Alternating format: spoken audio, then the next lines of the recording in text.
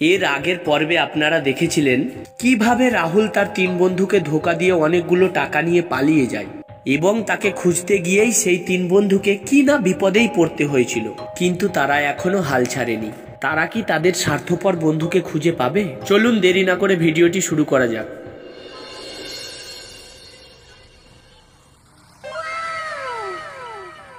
ভাই ভাই, এই খালি পেটে আর কত হাঁটবো?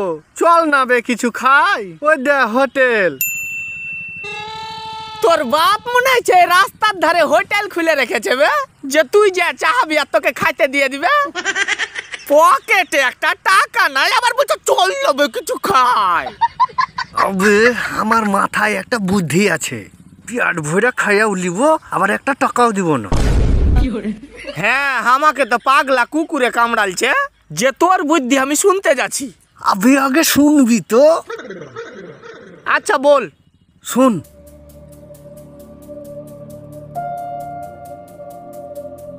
না রে ভাই, ইয়া করে হয় নাকি? তোর কথা শুনে মায়ের খাবো নাকি? চ ভাই, চ ভাই চ, খুবই ভোগ লেগেছে। চল ভাই চল। না বে, চল ভাই চল। চ চ চ চ। হ্যাঁ তেরিকা যাবো না বলছি।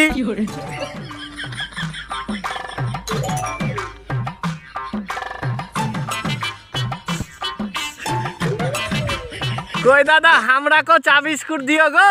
হ্যাঁ হ্যাঁ দিচ্ছি দিচ্ছি।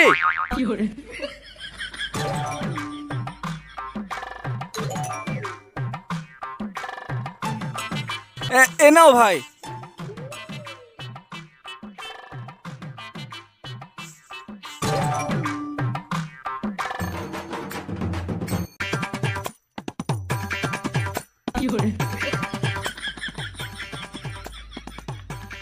দাদা আর এখন বিস্কুট দিয়েন গো। শালা তোর ঘেলে গে এখানে যদি কোনো অঘটন ঘটেছে তো তোরা দুজন তো আমার হাতে মার্ডার হবি।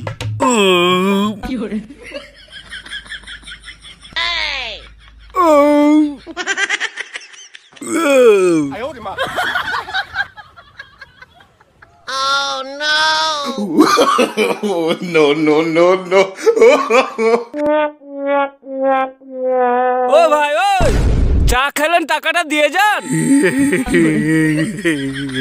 খাবার যে খেলেন টাকাটা দিবেন না? টাকা নাই। টাকা নাই মানে? আমি কি এখানে ফ্রি হোটেল খুলেছি নাকি? এই কে কোথা আছে আই তো রে।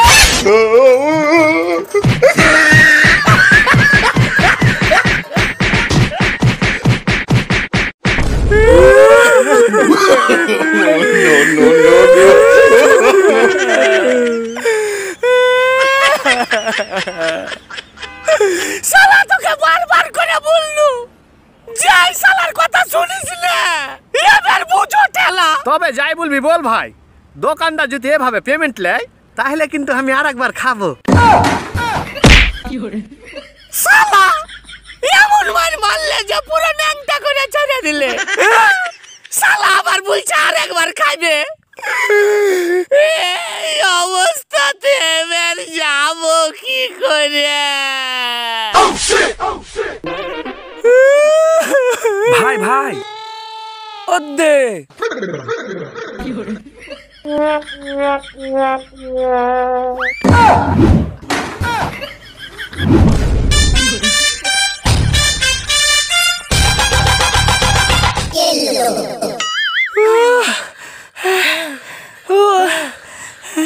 ভাই প্রচুর হাঁপিয়ে গেছি, চল একটু বসি। চল।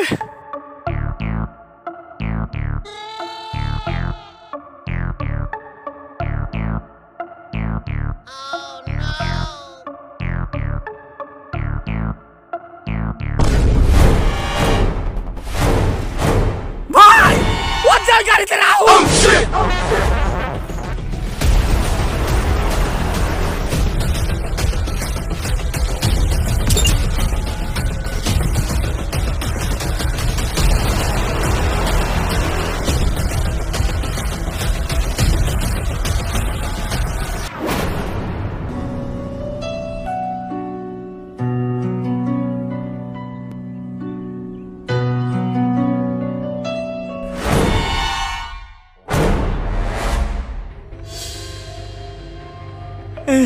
কাকা কাকা কাকা, আচ্ছা কাকা, এই যে একটু আগে এই লোকটা গাড়ি করে গেল, এটা কে? আরে উনিই তো মিলের মালিক, আমাদের বস।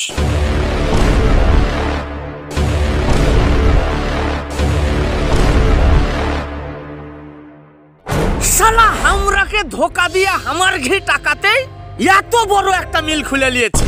ওই শালা কুত্তাকে তো মনে হচ্ছে আমি এখনই গুলি করে মেরে আসি। ওই শালার বেটা শালাকে তো আমি। দাঁড়া দাঁড়া দাঁড়া, এইভাবে হুট করে রেগে গেলে হবে না, কারণ কথাই আছে, দুশ্মনকে যদি মারো তো একবার লয়, এমন ভাবে মারো যাতে ও 1000 বার মরে, 1000 বার। আমরা রাহুলের ব্যবসা বাণিজ্য সব ধ্বংস করে দেব, এটা আমি শপথ লিছি। রাহুলের জীবনে যত সুখ শান্তি আছে আমরা সব কেড়ে নেব, এটা আমি শপথ লিছি। রাহুলের বাড়ি গাড়ি জমি জায়গা সব ধন সম্পদ কেড়ে ওকে রাস্তায় নামিয়ে দিব, এটা আমি শপথ লিছি।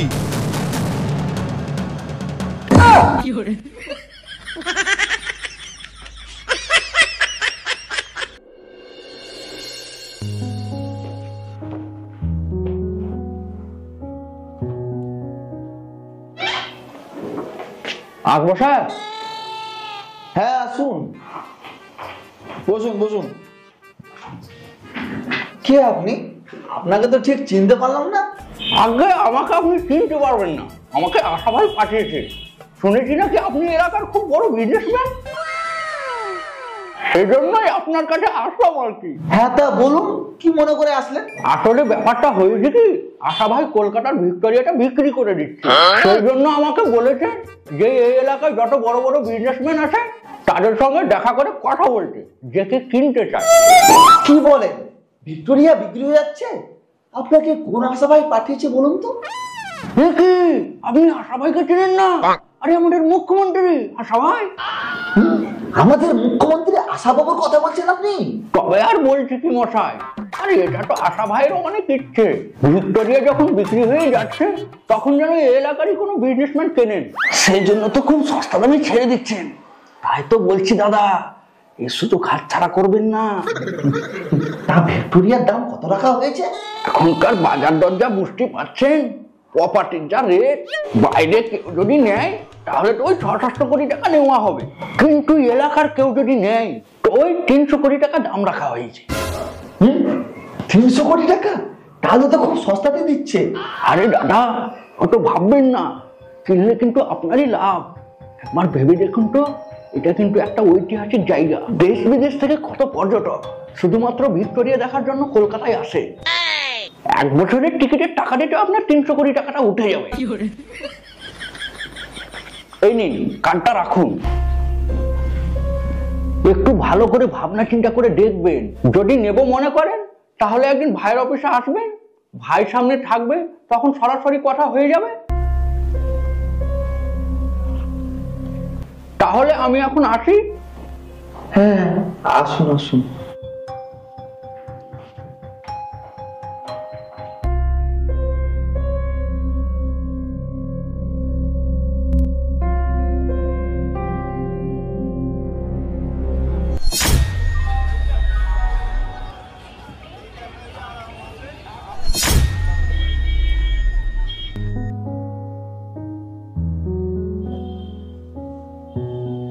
ভাই, আমি তোমাকে জিনার কথা বলেছিলাম, ইনি হচ্ছেন তিনি।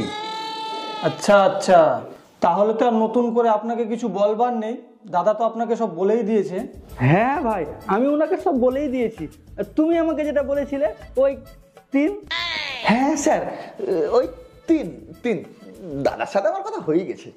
আমি বলি কি, কথাবার্তা যখন হয়ে গেছে আর কলকাতা যখন এসেছেন, তাহলে ভিক্টোরিয়াটা একবার দেখেই যান, না কি বলেন? হ্যাঁ হ্যাঁ স্যার, তাহলে তো খুব ভালোই হয়। তাহলে দাদা, আপনি তাহলে ইনাকে নিয়ে ভিক্টোরিয়াটা একবার ঘুরে দেখিয়ে নেন। আমি কাগজপত্র সব রেডি করে রাখছি, তারপর না হয় একদিন ডেট করে রেজিস্ট্রিটা করিয়ে নেবেন। হ্যাঁ হ্যাঁ ভাই, ও নিয়ে তোমাকে কিছু চিন্তা করতে হবে না, ও আমি সব সামলে নিব। ঠিক আছে স্যার, আমি তাহলে এখন আসি। হ্যাঁ হ্যাঁ, আসুন আসুন, চলুন চলুন চলুন।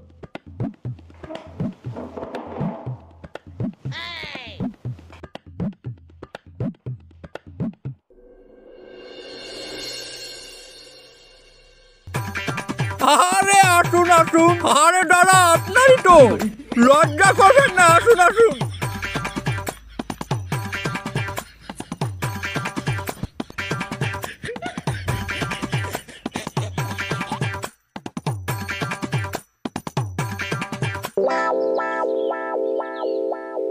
দেখুন কিসের কেমন লাগছে বলুন। বুঝলেন দাদা, আমি প্রথমে এখানে কদিন থাকবো। থাকুন, এই গাছে জল টল দিব। আরে দিন না, কে মানা করেছে, সবই তো আপনারই। বুঝলেন, আমি না এই সাইডে একটা বড় রাইস মিল খুলবো। তাহলে তুমি কিছু যুক্তি দাও, কিছু যুক্তি দাও না, দাও। আপনি এখানে একটা এই বেঙ্গলের সব চাইতে বড় শপিং মল খুলুন, যে শপিং মলে কলকাতার ভিতরে আর কোথাও নেই।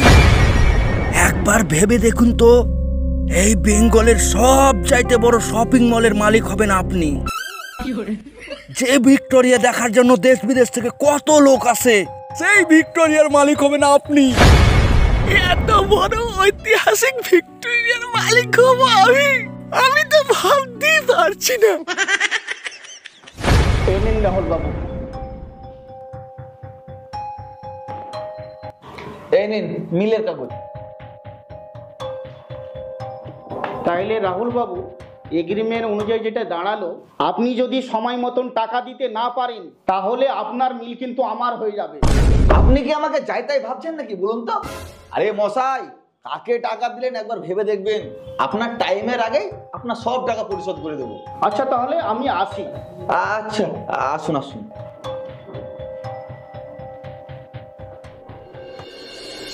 কই ম্যানেজার বাবু, আমার বাড়ি ফ্যাক্টরি যিনি কিনবো বলেছিলেন তিনি তো এখনো এসে পৌঁছালেন না। চলে আসবে স্যার, হয়তো রাস্তায় জ্যামে ফেসে টেসে গিয়েছেন।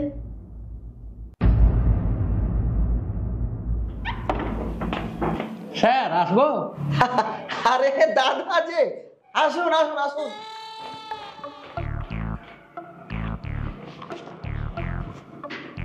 কি স্যার, সব রেডি তো? আরে দাদা, আমি তো সব রেডি করে আপনার জন্যই অপেক্ষা করছিলাম। এনেন সব রেডি, এনেন সব রেডি আছে।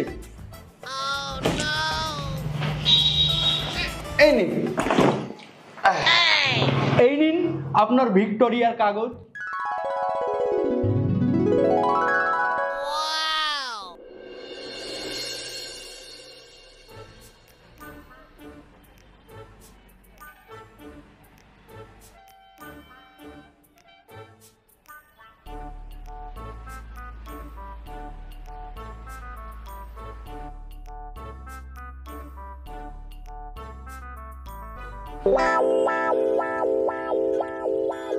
আরে দাঁড়ান দাঁড়ান দাঁড়ান, এইভাবে কোথায় ঢুকে যাচ্ছেন? কই দেখি টিকিট দেখি।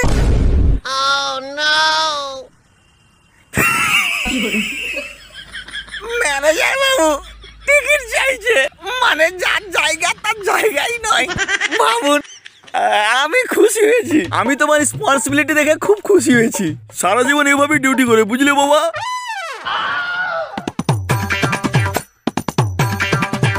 এই নাও 100 টাকা, না চা বিস্কুট খেয়ে নেবে। সরো যাই দেখি, ভেতরে যাই। আশ্চর্য ব্যাপার তো, কে আপনি বলেন তো? কে টিকিট নেই এইভাবে ভিতরে ঢুকে যাচ্ছেন?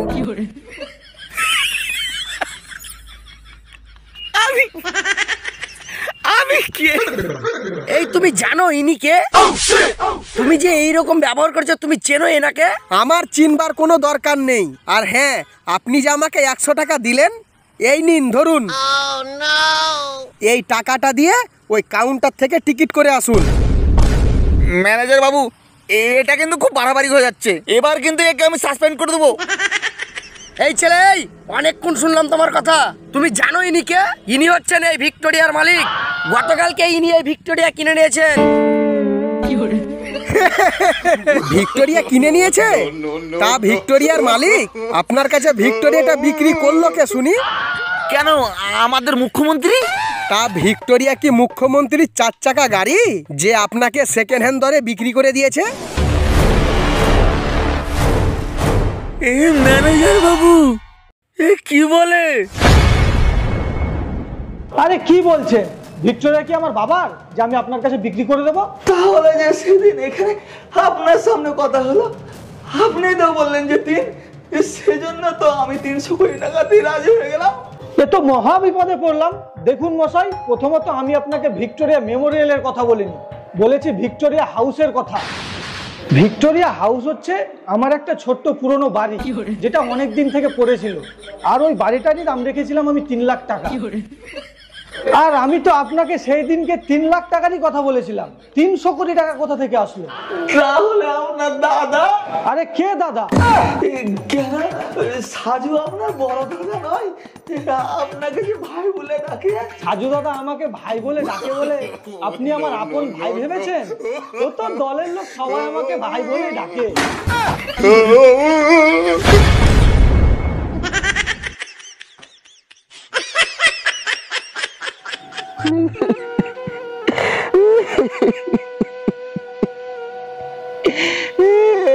আমার মিল, আমার বাড়ি, আমার যত জমি জায়গা ছিল সব বিক্রি করে দিয়ে দিল। আমার সব শেষ হয়ে গেল। হে উপরওয়ালা, আমি কি অপরাধ করেছি ওই সাজু দাদার সাথে যে সাজু দাদা আমার এত বড় ক্ষতি করলে? অপরাধটা তুই সাজু দাদার সাথে করিসনি রাহুল, অন্যায় করেছিস আমার ঘে সাথে। তোরা যাক, তাহলে আমরাকে চিনতে পেরেছিস? তুই কি ভেবেছিলি যে আমার সাথে অন্যায় করে এসে সারা জীবন সুখে ধনী হয়ে জীবন কাটাবি? তুই আমার সাথে ওই রকম করার আগে একবারও ভাবলি না? আরে তুই আমার বন্ধু হয়ে আমার সাথে যা করেছিস তা তোকে দাঁড়া, শুন রাহুল, তোকে একটা কথা বলি। এই পৃথিবীতে কেউ কাউকে ঠকিয়ে না কোনোদিন কেউ সুখী হতে পেরেছে আর না কোনোদিন পারবে। আর হ্যাঁ, তুই হয়তো ভাবছিস যে সাজু দাদা আমাদের সাথে কেন, তো তোকে বলি শোন, সাজু দাদার সাথে আমার অনেক দিন আগেকার সম্পর্ক, সে অনেক গল্প, সেটা তোকে বলবার প্রয়োজন মনে করছি না। আর সাজু দাদা আমাদের কথাতেই এই প্ল্যানটা সম্পন্ন করেছে।